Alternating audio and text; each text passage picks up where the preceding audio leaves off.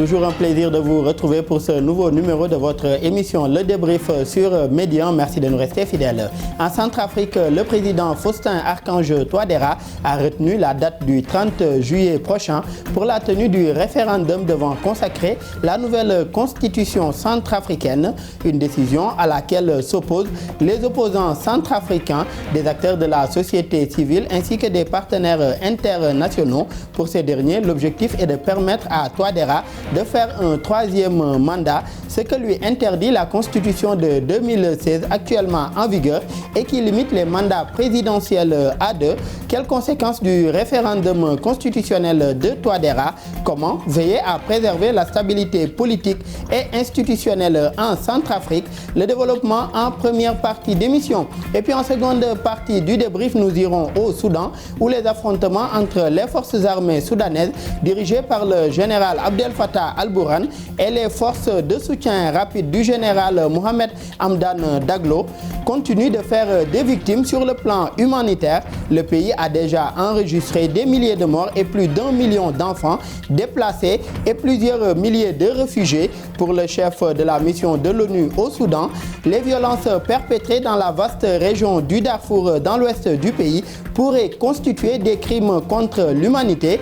Quel impact du conflit soudanais sur le plan humanitaire? Comment arriver à une trêve définitive et un retour de l'accalmie et de la stabilité dans le pays? Le développement en seconde et dernière partie d'émission. Sur ce plateau, pour en parler avec nos invités, M. Ibrahima Amadou Niang, docteur en sciences politiques. Merci d'avoir répondu une nouvelle fois à notre invitation. Merci Daouda, c'est toujours un plaisir de venir échanger sur votre plateau. Un plaisir toujours partagé. Merci également. En face de vous, vous avez un confrère, M. Amadou Barry, journaliste et analyste politique. Merci également, Barry, d'avoir répondu présent à notre invitation. Merci beaucoup, Daouda. Bonjour à tous et un clin d'œil à vos téléspectateurs.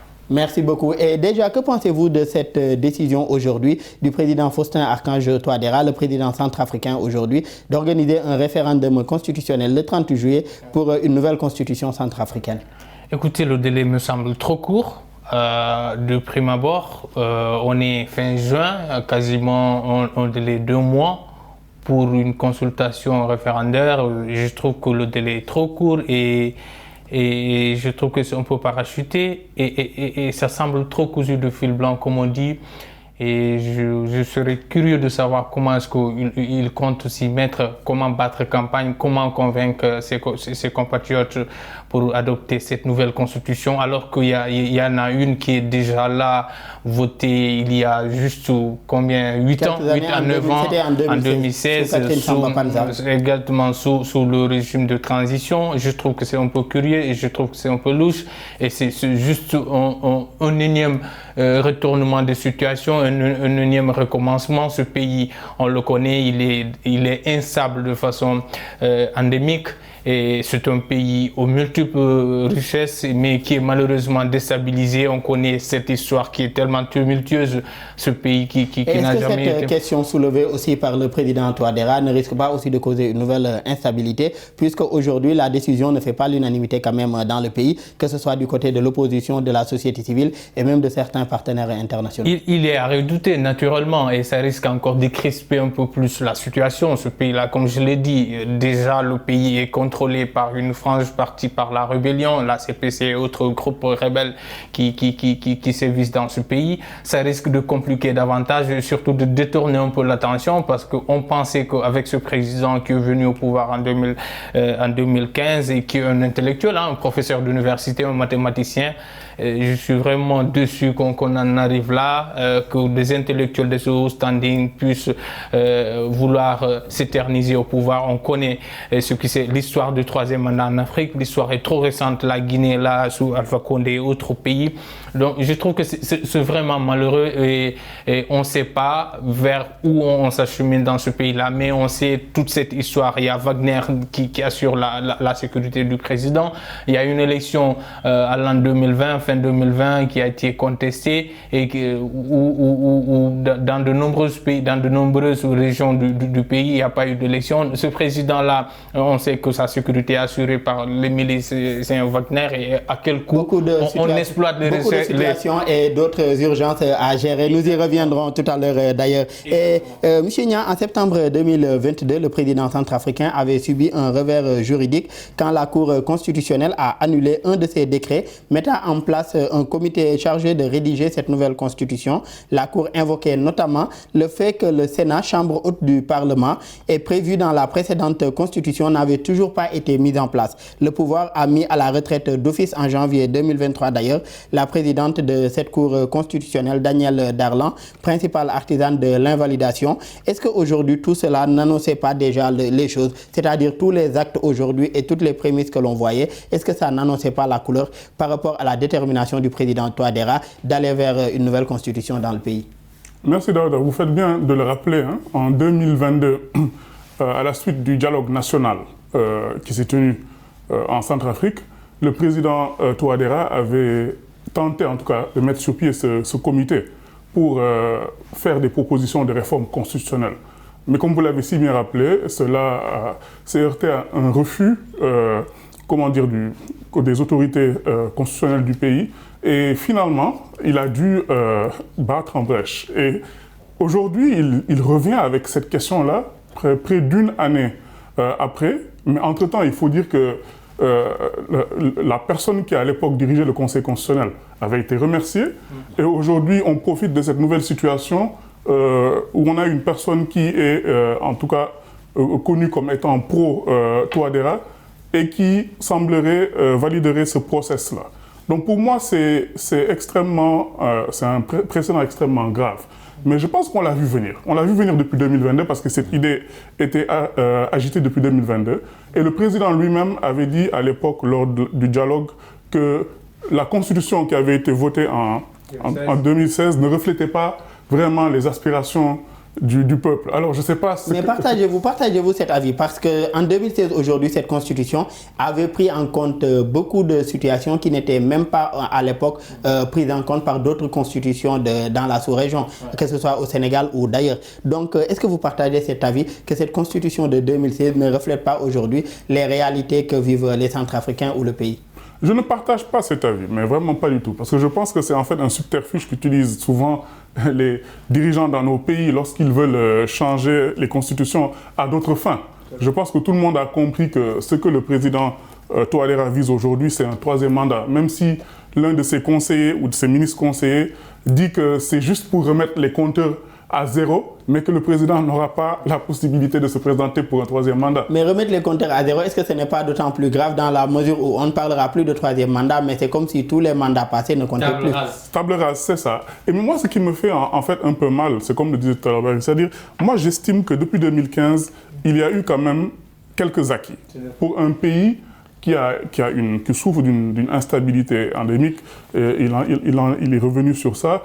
Et un pays qui a connu des problèmes quand même, la Centrafrique, et qui depuis 2015 commençait à sortir un peu la tête de l'eau. Et là, on se rend compte que cette situation-là risque de plonger le pays encore dans le chaos, surtout avec l'influence russe, comme ce Barry l'a rappelé tout à l'heure.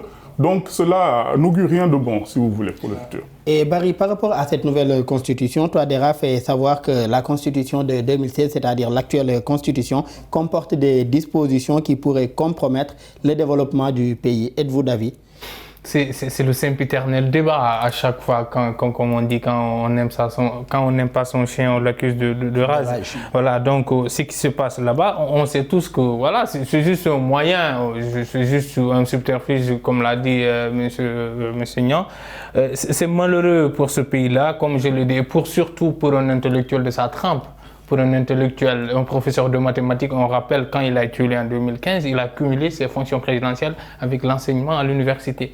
Donc c'est un peu bizarre qu'on se retrouve 8 ans ou 9 ans après et que ce président, parce que son dernier mandat, son mandat actuel, là, il termine en 2025, donc il reste encore un peu de temps. Bon, je ne sais pas pourquoi un tel empressement pour organiser un référendum dans un pays aussi, comme je le dis, aussi déstabilisé, parce que une bonne frange du territoire centrafricain aujourd'hui contrôlée par des rebelles. Par rapport à la situation actuelle du pays, cette situation que vous êtes en train de décrire, est-ce que donc les priorités de Touadéra et de son gouvernement ne devraient pas être ailleurs? Oui, c'est vraiment étonnant, et même aujourd'hui, il y a un journal, le magazine Jeune Afrique, qui a sorti un document pour parler un peu aujourd'hui l'influence russe et comment aujourd'hui Wagner est en train de piller ce pays-là. Vous vous rappelez, au moment, Emmanuel Macron l'avait dit, qu'aujourd'hui la Centrafrique est sous la coupole. Je rappelle qu'officiellement aujourd'hui, le président Touadéra, comme son gouvernement, ne reconnaît pas en tout cas Wagner comme on le dit. Il parle eux plutôt d'instructeurs russes qui viennent leur prêter main forte sur le plan de la sécurité. Exactement, mais qui est dupe parce qu'ils ont pignon sur rue sur Bangui et dans d'autres pays. On a vu, ils ont même produit un film pour vanter un peu les mérites de l'influence russe, et on parle de beaucoup de milliards qui sont dépensés, on pille les richesses du pays pour assurer la sécurité du président, parce que n'eût été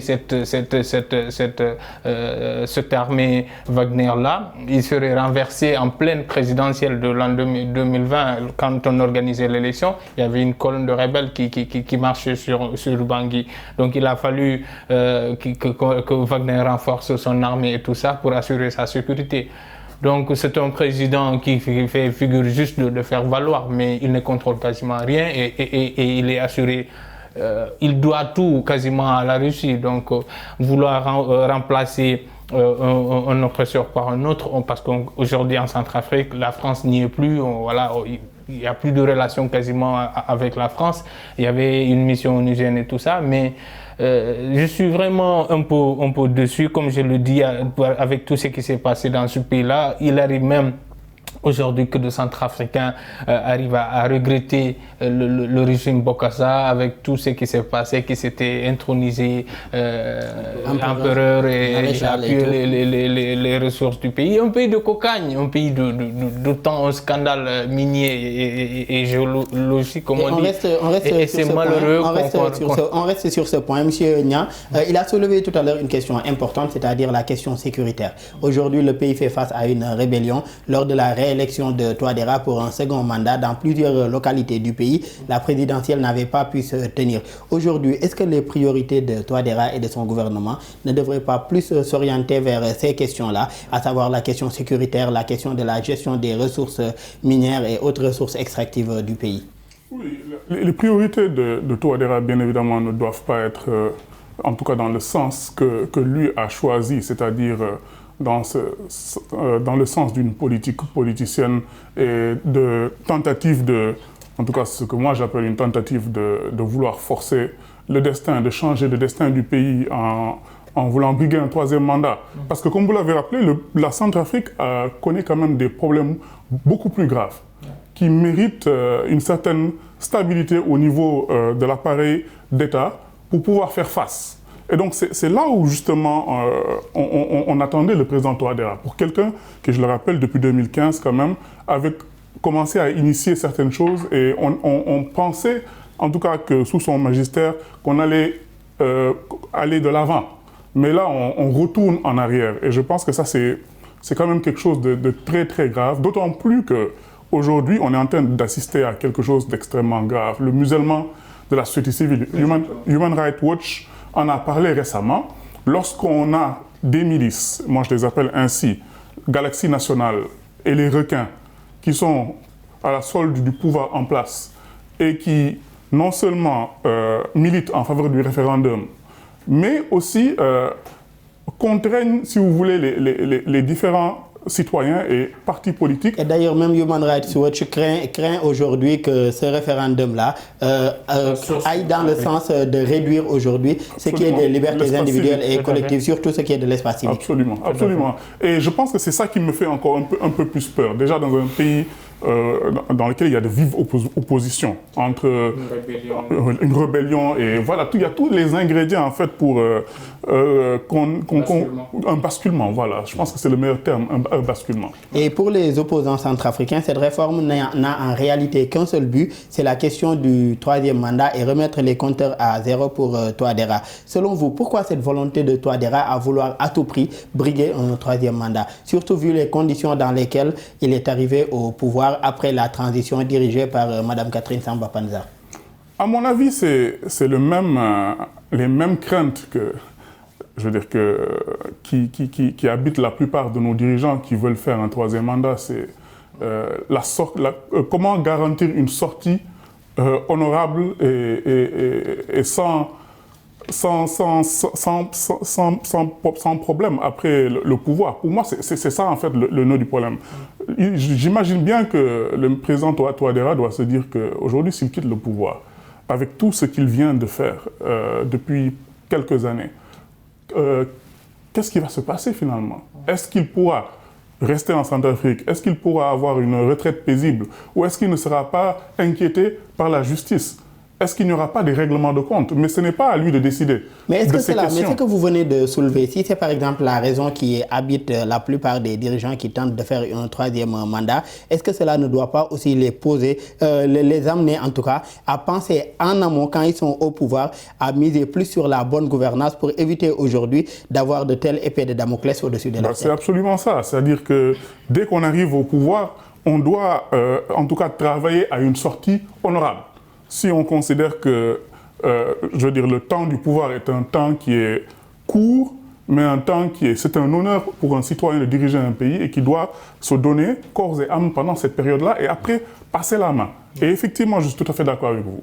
Mais malheureusement, le problème que nous avons, c'est que dès que nos hommes politiques arrivent au pouvoir, ils viennent avec plein de bonne volonté, mais au fil du temps, ils pensent qu'ils peuvent réussir là où d'autres ont échoué. Voilà. Donc je pense que M. Touadéra aujourd'hui est dans cette logique en voulant forcer la main, mais il devrait faire attention parce que aujourd'hui avec les différentes, en tout cas les clivages qui existent au niveau de la Centrafrique et le rôle que la Russie joue en sa faveur et les oppositions que cela peut créer aussi avec d'autres puissances, cela peut être très dangereux pour lui. Et cela peut lui porter également préjudice. Et Barry, les promoteurs de la réforme, pour leur part, eux, ils veulent supprimer des dispositions. Selon eux, ils disent vouloir supprimer des dispositions de 2016, de la Constitution de 2016, renforcer le pouvoir exécutif pour rendre l'État plus efficace. Ce sont leurs propos. Revoir également les modalités de nomination des juges constitutionnels. Je rappelle que dans la Constitution de 2016, également, les Centrafricains étaient en avance puisque les juges constitutionnels ou bien les membres du Conseil constitutionnel n'étaient pas nommés par le président par décret comme c'est le cas dans plusieurs pays, mais ils étaient plutôt nommés par leur père.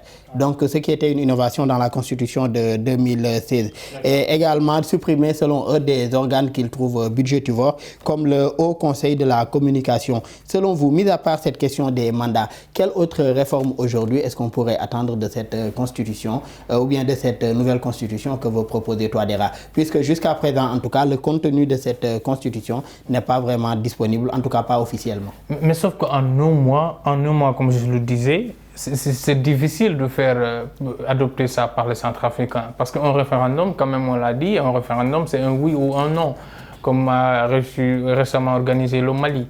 Donc je ne sais pas trop pourquoi, comme je l'ai dit, cet empressement à organiser un référendum et pourquoi, à quelle fin. Est-ce que toutes ces réformes-là dont vous faites état, est-ce que ça mériterait pas peut-être juste une simple une simple modification au lieu d'organiser un référendum qui est quand même coûteux.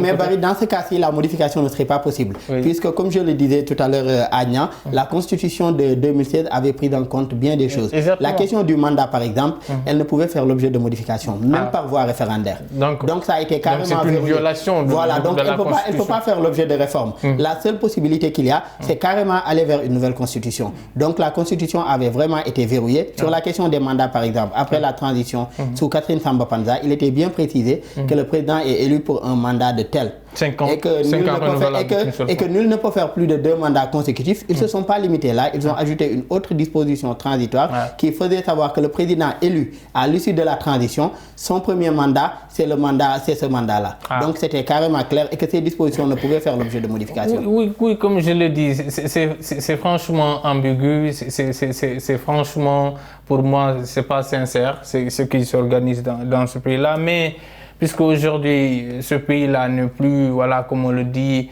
dans le concert quasiment de nations, il n'est plus dans le par exemple, latéralisme.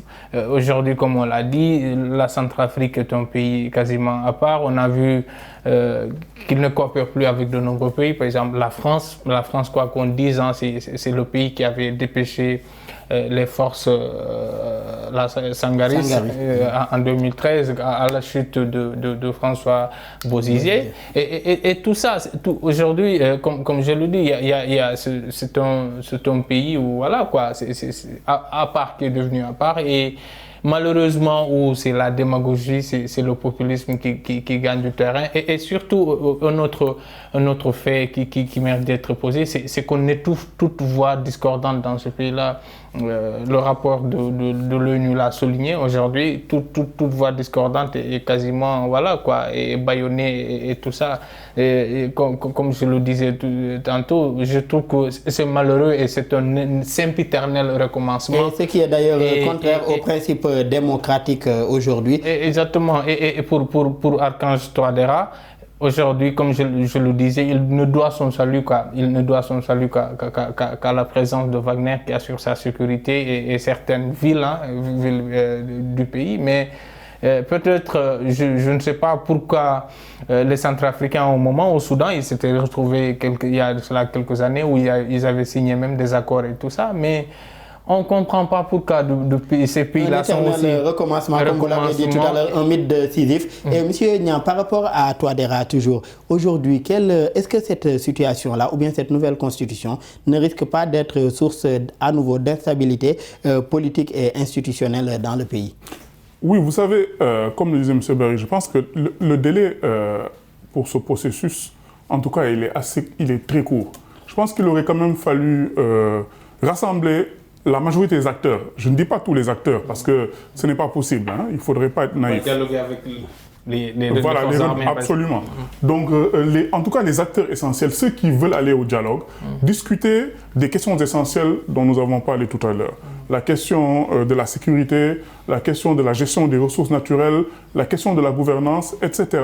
Et ensemble trouver le meilleur mécanisme, en tout cas pour faire adopter ces réformes-là, pour faire avancer le pays. Et à l'issue de ce dialogue, vous parliez tout à l'heure d'une question de délai. À l'issue de ce dialogue, est-ce que vous pensez aussi que les conditions soient réunies aujourd'hui pour tenir cette élection le 30 juillet, si l'on sait qu'aujourd'hui, il y a des obstacles d'ordre technique et des obstacles financiers également. 30 juillet, c'est une période d'hivernage en Centrafrique. Il y a d'autres problèmes techniques également pour l'autorité qui organise les élections en Centrafrique, les partenaires internationaux également qui soutiennent souvent la Centrafrique lors d'organisation d'élections. La plupart aussi ne sont pas pour ce référendum.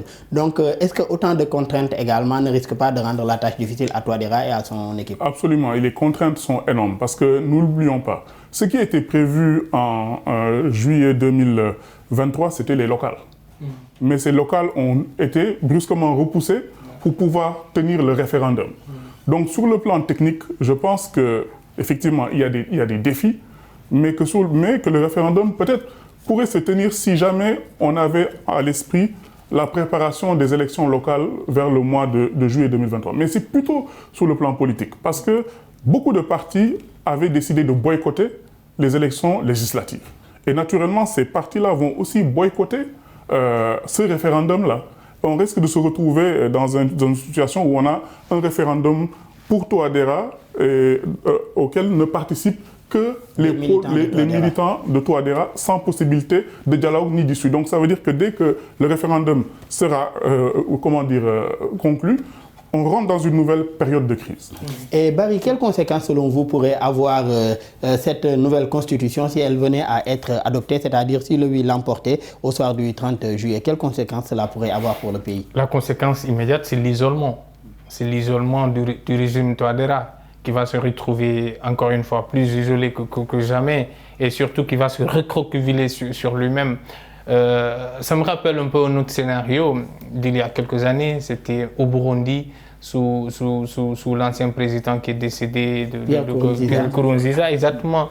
Lui aussi, le débat s'était posé, il a organisé un référendum contre Vanze Maré, il a pris un 3e mandat, mais qui n'a pas apporté beaucoup de bienfaits au pays. Et finalement, non seulement il y a eu basculement, mais est-ce que cela ne doit pas appeler aussi à une intervention, pas militaire, mais je veux plutôt parler d'une implication aujourd'hui des communautés économiques régionales aujourd'hui, comme la communauté des États de l'Afrique centrale, ou même d'une instance beaucoup plus grande comme l'Union africaine, pour essayer d'accompagner ou de trouver une solution face à cette situation-là. Sauf que les instances régionales et continentales, elles sont faibles. La CEMAC, vous le prenez, un régime comme, je ne veux pas stigmatiser, je ne vais pas nommer, mais des régimes comme au Tchad, voisin, qui est régenté par un militaire au pouvoir et qui aussi qui se maintient au pouvoir.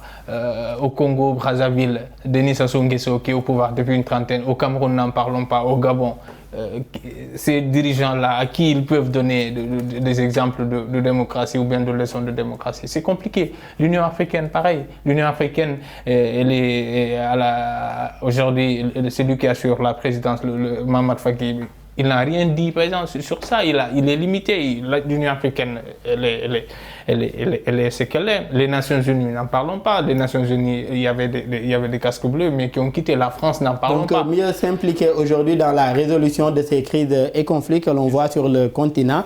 D'autres crises également sont retrouvées dans un pays comme le Soudan, où des affrontements aujourd'hui sont notés entre le général Al-Bourhan et le chef des paramilitaires, le général Daglo. Ce sera la thématique en seconde partie d'émission. De retour pour la seconde et dernière partie du débrief, M. Ibrahim Amadou Niang, selon le chef de la mission de l'Organisation des Nations Unies au Soudan, Volker Perthes, les violences perpétrées dans la vaste région du Darfour, dans l'ouest du Soudan, pourraient constituer des crimes contre l'humanité. Il s'agit entre autres des attaques de grande ampleur contre les civils, des attaques basées sur leur origine ethnique et qui seraient commises par des milices arabes et par des hommes armés en uniforme, des forces aujourd'hui paramilitaires. Quelle lecture faites-vous déjà de ces affrontements entre les généraux Al-Bourhan et Daglo? L'un qui dirige les forces armées soudanaises et l'autre qui dirige les paramilitaires. Alors je note d'abord que cette semaine, il y a eu un dialogue consolidé au niveau des Nations Unies sur le Soudan. Parce que n'oublions pas qu'il y a eu quand même une résolution qui avait été votée plus tôt dans l'année pour, en tout cas, garantir un cessez-le-feu. Mais malheureusement, on s'est rendu compte que ce cessez-le-feu n'est pas appliqué. Et cela pose un certain nombre de problèmes. Ça veut dire qu'aujourd'hui, il y a des zones qui sont complètement recluses, des zones dans lesquelles l'aide humanitaire ne peut pas accéder. Donc il n'y a presque pas de corridor. Et il y a des zones de non-droit, il faut le dire aujourd'hui. Et c'est ça qui amène en fait tous ces problèmes-là. Des zones dans lesquelles aujourd'hui, ceux qui font le suivi des droits de l'homme ne savent pas ce qui se passe. Et donc j'ai l'impression que dans ce conflit, parce que moi je dis que c'est un conflit, je dis que ce n'est pas une guerre civile, c'est un conflit entre les FSR et les forces armées soudanaises. Et c'est ce conflit entre ces deux généraux que vous avez nommés tout à l'heure qui nous met dans cette situation-là. Mais ce qui est encore plus grave, c'est qu'aujourd'hui, à la face du monde, on se rend compte qu'il y a un peu moins de 1000 morts. 2000 morts déjà. 2000 morts déjà, officiellement. Un peu moins de 5000 blessés, je pense. Et aussi... Des millions de déplacés. Des millions et quelques de personnes déplacées. Et donc, on risque d'avoir peut-être une crise En 2 mois, hein, ça a éclaté à la mi-avril. Entre avril et juin. Absolument. On risque d'avoir une crise de la migration. Des gens qui vont vers l'Égypte, d'autres qui vont vers le Tchad, d'autres qui vont vers des pays limitrophes. Donc, c'est une situation qui est extrêmement grave aujourd'hui parce que nous savons que le Soudan aussi est un pays qui est fragile et un pays qui est très stratégique dans notre région. Donc, ce qui serait important pour moi aujourd'hui, c'est de s'assurer que, en tout cas, l'Union africaine, la feuille de route qui a en tout cas été discutée, que les différentes parties puissent y adhérer. Ou si certaines parties n'y adhèrent pas, qu'on puisse les sanctionner. Je ne comprends pas pourquoi les Nations Unies, aujourd'hui, en tout cas certaines autorités au niveau des Nations Unies, n'appellent pas un chat, pour reprendre l'expression de l'autre, pour carrément dire que certains de ces chefs des FSR sont des rebelles et qu'il faudrait qu'ils paient pour leurs exactions. Donc, pour moi, c'est ça le problème aujourd'hui que nous avons au Soudan. Mais qu'est-ce qui explique, selon vous, également cette intensification des combats, malgré les différentes trêves? Vous l'avez dit tout à l'heure, il y a eu plusieurs trêves, mais pour la plupart, en tout cas, n'ont pas été respectées. Et chacun accusait l'autre de camp d'avoir violé cette trêve-là. Qu'est-ce qui explique cette intensification des combats ou des affrontements en juste 2 mois de conflit armé? Alors, je n'ai pas la réponse, mais je peux dire que, en tout cas, selon mon analyse, aujourd'hui, les gens sont dans une logique jusqu'au boutiste. Que ce soit les groupes armés au niveau du FSR et les forces armées soudanaises. Chacun est dans une logique jusqu'au boutiste. Et aujourd'hui, les intérêts des 2 généraux. Parce que moi, je reviens à l'intérêt des 2 généraux. Parce que, selon moi, en tout cas, ce problème-là, c'est un problème d'intérêt personnel ou d'intérêt d'ego. Et c'est sans fin. Et il y a d'autres problèmes qui commencent à se greffer à cette situation. Des problèmes de régionalisation. Absolument, de régionalisation du conflit. Et c'est ça, en fait, qui pour moi explique un peu plus, vous voyez, en tout cas, le nombre croissant de morts et d'exactions en si peu de temps. Et il faudrait qu'on tire des leçons de l'histoire, de ce qui s'est passé dans d'autres pays, des génocides, etc., pour éviter qu'en tout cas la tendance actuelle ne se confirme, parce que sinon on risque de basculer vers quelque chose qui sera peut-être pas maîtrisable pour notre région. D'où les risques aujourd'hui de crimes contre l'humanité, comme a alerté l'Organisation des Nations Unies. Barry, les combats se passent essentiellement dans la capitale soudanaise Khartoum et au Darfour également, région où des milices locales, combattants tribaux et civils armés ont rejoint aujourd'hui ces affrontements-là. Le conflit a fait plus de 1800 morts, 2000 morts même dans le pays selon l'ONG ACLED et 2 millions de déplacés selon l'ONU. Quelles conséquences aujourd'hui humanitaires de cette guerre des généraux, si je peux l'appeler ainsi? Elle est désastreuse, les conséquences. On l'a dit, le pays est à genoux économiquement.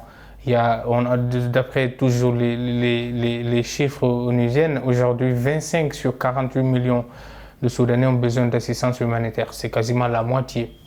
Donc c'est une paupérisation générale. Il y a 2,2 millions de déplacés internes à l'extérieur, dont certains ont fui vers le Tchad, qui est un pays aussi fragile, on l'a dit. Et ce Soudan-là, vous vous rappelez, c'est cette même guerre fratricide qui a mené à ce qu'il y ait un autre pays, le Soudan du Sud. Et malheureusement, si cette situation continue, le même scénario risque de se répéter, parce que, rappelez-vous, le général Hamdan Hemeti, il est originaire du Soudan.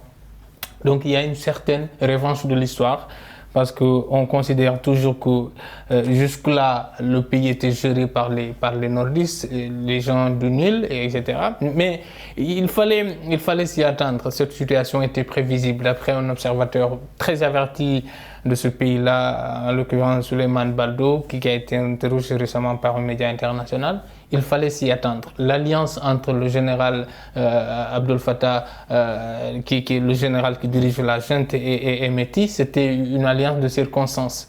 Et malheureusement, 3 ans après, on est arrivé là.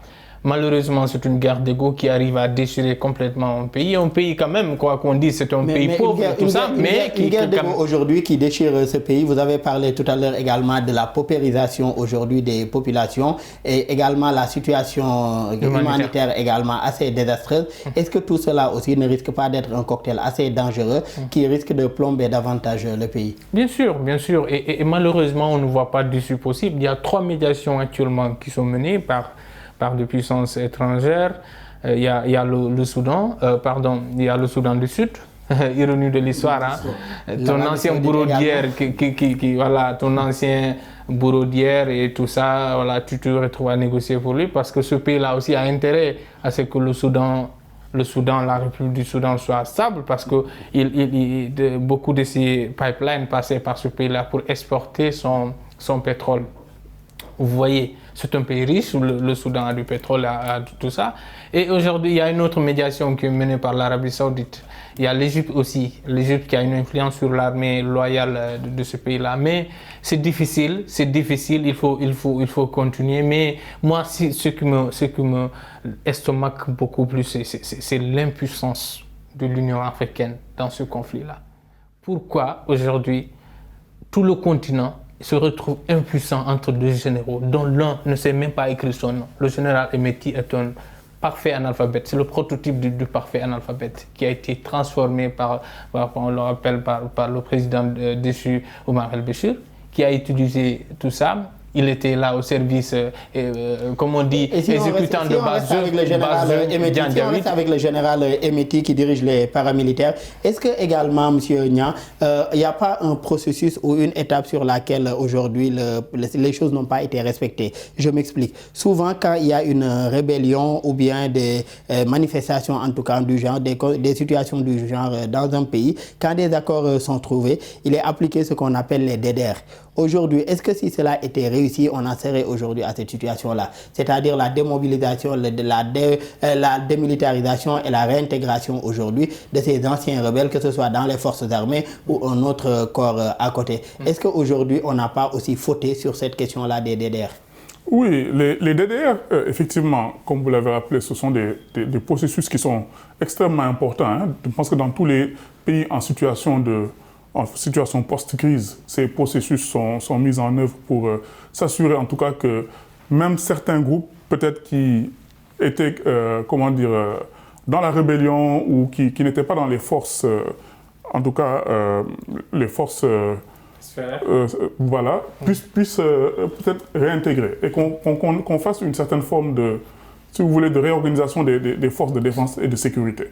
Mais cela ne marche pas à tous les coups. On connaît beaucoup de pays dans la sous-région où des processus de DDR ont été mis en œuvre et voilà, avec des résultats assez mitigés. Je pense que dans le cadre du Soudan, justement, c'est extrêmement difficile de mettre en œuvre ce genre de processus parce qu'il y a une certaine forme de loyauté que les citoyens ont envers certains chefs militaires. Il y a certaines considérations sociologiques à prendre en compte qui font que ces processus-là ne sont pas, si vous voulez, ne produisent pas des résultats immédiats. Hein. Mais je pense qu'il ne faut pas désespérer. C'est-à-dire que si le Soudan se remet de cette crise aujourd'hui, ou de ce conflit, parce qu'on est même dans cette guerre, voilà. Il faut utiliser les mots. De cette guerre, on espère que, en réalité, qu'il y aura un processus beaucoup plus profond pour pouvoir, en tout cas, non seulement assurer la réintégration de certains combattants, mais aussi assurer, un renouvellement, un renforcement et une autre organisation des forces de défense et de sécurité pour assurer la transparence et aussi le respect des droits de l'homme qui pose un problème dans ce conflit. Et Barry parlait tout à l'heure de l'Union africaine. Vous, quelle lecture faites-vous aujourd'hui de l'implication de l'organisation continentale dans ce conflit pour trouver des solutions? On a déjà vu 3 médiations qui sont en train d'être menées, Barry l'a dit tout à l'heure, que ce soit du côté du Sud-Soudan, de l'Arabie Saoudite ou encore de l'Égypte. Mais pour ce qui est de l'organisation continentale, l'UA, quelle lecture faites-vous de l'implication de cette instance-là? Je pense que l'organisation continentale, aujourd'hui, n'arrive pas à faire grand-chose au Soudan. C'est-à-dire, elle mobilise Ironie du sort, l'Union africaine a dépêché des médiateurs hors du continent alors que ça brûle chez nous. Voilà, il déploie des mécanismes traditionnels, des mécanismes qu'il maîtrise bien, avec la diplomatie préventive. Le Conseil de paix et de sécurité s'exprime sur certaines questions, on condamne des choses, mais il n'arrive pas à amener les différents acteurs à la table de dialogue.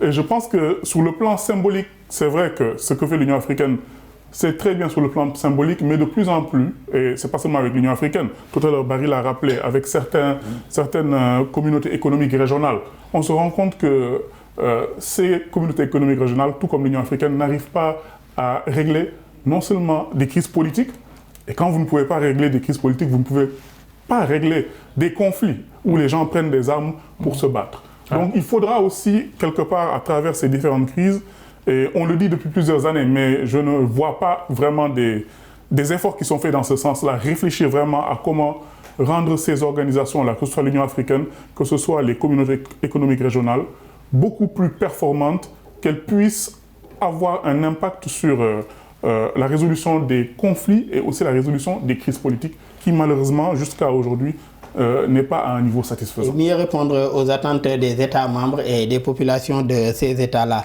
Et face à cette situation, Barry, les civils soudanais semblent être pris au piège des tirs croisés entre les deux camps. Et leur situation d'ailleurs est dramatique présentement dans le pays. Quelles conséquences de ces affrontements militaires sur ces populations civiles? On parle de millions de déplacés, de milliers de morts et j'en passe. Oui, comme je le disais, la situation humanitaire, elle est dramatique. Aujourd'hui, il y a une pénurie de médicaments. On ne peut pas acheminer parce que, comme on l'a dit, le pays... Il n'existe pas de corridor sécurisé. Il n'y a pas de corridor sécuritaire pour les acheminer. Et les citoyens, les Soudanais sont laissés à eux-mêmes. Certains même peuvent mourir de faim et tout cela. Moi, franchement, au XXIe siècle 2023, ça m'étonne franchement qu'une guerre d'une telle ampleur se fasse ici. Mais il faut dire aussi que cette guerre aussi, il y a des puissances qui tirent les ficelles. Il y a des pays qui n'ont pas intérêt à ce que peut-être ce pays-là soit stable, malheureusement. Et c'est quasiment une sorte de libéralisation du Soudan. Et ça ne fera que déstabiliser le continent parce que, comme on l'a dit, le Soudan, c'est un pays pas n'importe lequel en Afrique. C'était le plus grand pays avant qu'il soit scindé en 2011 avec le Soudan du Sud. Il y a une stratégie qui me semble vraiment mortifère et comment s'appelle, dans laquelle personne n'en sortira vainqueur. C'est cette stratégie du pourrissement entre les deux principaux protagonistes, le général Abdel Fattah al-Burhan et Daglo, c'est-à-dire aujourd'hui que chacun on mise sur le long time. Je veux dire que cette guerre s'enlise et que voilà quoi. Pendant ce temps, les populations civiles en pâtissent et les combats au Soudan ont engendré aussi une situation d'urgence humanitaire, tant au Soudan que dans même les pays voisins. Bien sûr, déjà, quel est l'impact de ce conflit soudanais sur ces pays voisins comme le Tchad, l'Égypte ou encore d'autres pays voisins du Soudan? L'impact est immédiat, et surtout je parle du Tchad à côté. Aujourd'hui, selon les Nations Unies, pas moins de 150 000 Soudanais ont trouvé refuge dans ce pays-là. Et connaissant ce pays, le Tchad, qui est aussi un pays très pauvre, où des populations parviennent même à joindre le deux bouts, ça ne fera que fragiliser ce pays-là. On a vu par exemple le président tchadien s'est rendu à la frontière avec le Soudan pour inspecter le truc, pour apporter de l'aide humanitaire, mais c'est très difficile. Et on a aujourd'hui fermé les frontières. Peut-être pour moi, là où on pourrait peut-être les Nations Unies ou bien les organisations qui s'intéressent, c'est appuyer un peu l'Égypte. L'Égypte qui a une certaine influence sur ce pays-là et qui a une histoire qui est quand même très, très étroite avec le Soudan. C'est de renforcer, essayer de voir comment l'Égypte pourrait s'impliquer parce que, comme je l'ai dit, il y a des puissances qui tirent des ficelles dans ce pays-là. Le Qatar ou bien l'Arabie Saoudite, tout le monde n'a pas intérêt à ce que chacun soutienne son. Essayez donc de trouver des solutions endogènes à la situation, en tout cas des solutions africaines à la situation qui se passe au Soudan. Exactement. Et M. Nia, des conditions météorologiques extrêmes dues au changement climatique telles que des inondations et des périodes de sécheresse ont aussi affecté des centaines de milliers de personnes dans tout le pays. Je veux bien sûr parler du Soudan. Cela a entraîné une perte des récoltes et du bétail qui complique la vie des familles qui ont de plus en plus du mal à se nourrir dans le pays. Comment ces affrontements aujourd'hui sont venus, ces conditions en tout cas, et ces affrontements-là entre les deux généraux ou leurs deux camps sont venus aggraver la situation humanitaire déjà existante? Comme je l'ai dit tout à l'heure, il y a certaines zones au Soudan, zones dans lesquelles l'aide humanitaire ne peut pas accéder. Et c'est le même problème qu'on trouve dans certaines parties du Burkina Faso aujourd'hui. C'est-à-dire, vous avez des zones qui, au-delà desquelles, en tout cas, les citoyens ne peuvent pas circuler. Parce que ce sont des zones qui se trouvent dans, en tout cas, la zone autour d'une ceinture dans lesquelles il y a des conflits. Ce sont des sortes de zones de no man's land. Absolument. Et donc, déjà, comme vous l'avez si bien dit, avec les problèmes que l'on connaît, les conditions climatiques, etc., la sécheresse, les pertes de récoltes, etc. Déjà, avec ces conditions-là, la vie était dure. Mais aujourd'hui, avec cette nouvelle donne, donc le fait que ces citoyens soient aujourd'hui emprisonnés, entre guillemets, dans ces zones-là, rend l'aide difficile. C'est pourquoi moi, je crois toujours en la possibilité, en tout cas, de négocier un cessez-le-feu. Je pense que les Nations Unies doivent continuer, en collaboration avec l'Union africaine, à œuvrer dans ce sens-là. Parce que sans une désescalade... Durable. Exactement, durable. Mais est-ce que les populations civiles aujourd'hui ne sont pas les oubliées de cette guerre ou bien de ce conflit armé entre ces deux camps-là? Mais ces populations, évidemment, sont les oubliées. Parce que, comme vous l'avez dit, c'est-à-dire ces populations aujourd'hui, certaines d'entre elles n'ont pas accès à l'aide humanitaire. Ça, c'est une chose. La deuxième chose, c'est qu'aujourd'hui, en réalité, dans cette zone au Soudan, les affrontements se passent, mais sans respect du droit international. Les gens utilisent les armes qu'ils ont à leur disposition, ils utilisent des procédés qu'ils ont à leur disposition, sans qu'on puisse, si vous voulez, protéger quelque part ou garantir les droits minimums de ces citoyens-là. Donc, effectivement, les citoyens souffrent doublement et aujourd'hui sont laissés à eux-mêmes. Voici la situation. Et quelle solution par rapport à ces populations civiles laissées à elles-mêmes aujourd'hui? Oui, c'est essayer de trouver une voie d'issue favorable. Et c'est tout, c'est-à-dire négocier une paix de braves. Comme je l'ai dit, cette situation elle est apocalyptique. Personne n'en sortira grandi, que c'est le pays qui risque de revenir combien d'années en arrière. Et aujourd'hui, ces deux généraux-là, ils ne peuvent pas prendre en otage tout le pays. Ils l'ont déjà déchiré. Mais tâchons que peut-être les Soudanais, notamment l'opposition légale qui est en exil, pourraient apporter peut-être une sorte de voie de sortie. Et surtout pour que ces deux généraux-là ne prennent pas en otage, peut-être que ces deux-là soient exclus, parce que avec la situation actuelle, personne n'en sortira gagnant de cette situation. Mais mis à part les trêves et cessez-le-feu aujourd'hui, une paix des braves, est-ce qu'elle peut aujourd'hui être durable si l'on ne passe pas par la suite par la case justice? Oui, c'est-à-dire rendre justice également par rapport à ce qui a été fait, ou bien toutes les exactions qui ont été commises. Si l'on sait que les Nations Unies parlent déjà de probables crimes contre l'humanité dans certaines parties du pays. Sauf que c'est difficile. Il y a eu un engrenage qui était là depuis les années 80. Au Darfour, la situation, les Djandjaouites et tout ça, les miliciens de Emetila. Qui sont devenus aujourd'hui le FSR. Exactement. On a récemment tué le gouverneur de Soudan, du Darfour occidental. Vous voyez, il y a une situation, comme on dit, de théâtre d'ombre, c'est-à-dire où personne ne sait qui est qui ou quoi. Ce que je dis, c'est qu'il y ait une paix de braves, Et surtout, qu'on se retrouve après tout autour d'une table, peut-être il n'est jamais trop tard pour négocier. Les guerres les plus mortelles, les guerres les plus, les plus dramatiques se sont terminées autour de la table. La première, la deuxième guerre mondiale. Maintenant, gageons que ce ne soit pas trop tard pour le pays. Déjà, on a dû en deux mois seulement, parce que la situation a éclaté à la mi-avril, il y a plus de 3 millions, quasiment 3 millions de déplacés et 48, quasiment la moitié de la population a besoin d'aide humanitaire.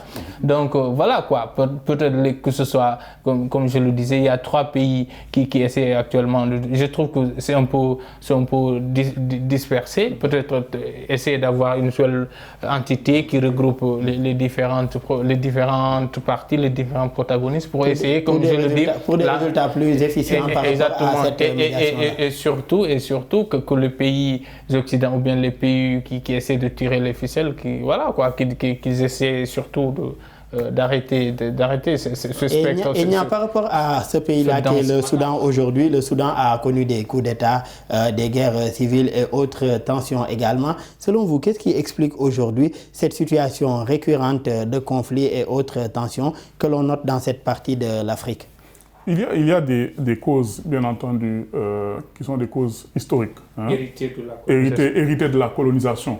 Pour moi, c'est ça vraiment le fond du problème. Et s'ajoute à cela, bien entendu, des intérêts divergents de différents groupes qui font aujourd'hui que, voilà, comme Barry l'expliquait tout à l'heure, c'est-à-dire c'est comment dire, une guerre comme vous avez dit, des égos, vous voyez. Et je pense que c'est ça, finalement, et c'est ça qui est un peu dommage pour moi. C'est-à-dire que c'est comme un théâtre, d'ailleurs, parce que c'est juste une question qui oppose deux personnes et qui se mue comme ça en tragédie, où on parle de milliers de morts, de millions de personnes déplacées, etc.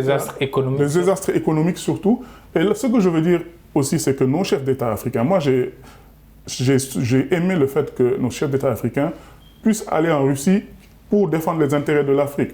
Mais il faudrait aussi qu'ils mènent la même démarche pour aller au Soudan et essayer aussi de jouer ce rôle-là de médiateur. Je ne sais pas ce que ça peut donner, mais je pense que sur le plan symbolique, ça peut être important. Mais j'insiste sur ce que Barry disait tout à l'heure, en fait, l'importance aujourd'hui d'avoir une médiation qui est beaucoup plus concertée, avec ces 3 pays-là qui jouent un rôle important, un rôle historique aussi, qui ont des relations qui vont au-delà juste de rapports entre États, mais qui touchent à d'autres aspects sociaux importants. Et au-delà de ces 3 pays cités et des chefs d'État, de l'appel en tout cas que vous avez lancé aux chefs d'État africains de mener une médiation à peu près similaire comme celle qui a été menée entre la Russie et l'Ukraine, selon vous, comment arriver à une résolution en tout cas durable et pacifique du conflit qui oppose les généraux Al-Bourhan et Daglo? Pour moi, il faudra d'abord, quoi qu'il se passe, il faudra passer par une désescalade, c'est-à-dire au moins obtenir un cessez-le-feu pour que les gens puissent s'asseoir et discuter. Actuellement, les discussions sont en cours. Il y a des émissaires qui sont en Arabie Saoudite, sauf que voilà, ça n'a pas eu les effets escomptés. Ça n'a pas eu les effets escomptés, mais je pense qu'il faudra aussi, à un moment, utiliser la justice internationale. C'est vrai qu'on commence à en parler. On dit que voilà, qu'il y aura peut-être des risques de poursuites, etc. Mais il faudra passer à l'acte. C'est-à-dire, pour moi, passer à l'acte. Et aussi, comme je disais tout à l'heure, Mais passer à l'acte maintenant, est-ce que ça ne risque pas d'aggraver la situation? Est-ce que certains des protagonistes ne risquent pas de voir ça comme une menace et de davantage se radicaliser? C'est une possibilité. Mais là où les négociations, en tout cas, n'avancent pas, je pense qu'il faudra aussi qu'il y ait un certain rapport de force au plan international. Que les acteurs du conflit puissent savoir que si on ne fait pas attention, on risque aussi de se retrouver dans une situation beaucoup plus difficile le jour où le conflit va s'arrêter. Parce que le conflit s'arrêtera de toutes les façons un jour. Donc je pense qu'il faudra utiliser la carotte et le bâton, pour reprendre cette expression-là, pour arriver en tout cas à contraindre les différents acteurs à aller vers une paix durable. Arriver à contraindre les différents acteurs pour un retour d'une paix durable au Soudan. Malheureusement, nous en sommes à la fin de cette émission. Je rappelle que nous recevions M. Amadou Barry. Vous êtes journaliste et analyste politique. Merci d'avoir répondu présent à notre invitation. Je vous en prie, c'était un plaisir. Plaisir partagé. Merci également à M. Ibrahim Amadou Nia, docteur en sciences politiques. Toujours un plaisir aussi de partager le plateau avec vous. C'est toujours un plaisir, Daouda, et j'étais heureux de partager ce plateau avec M. Barry. Merci également aux collègues de l'équipe technique pour les facilitations et la réalisation de cette émission. Merci à vous tous qui nous suivez. Très bonne suite de programme sur nos antennes.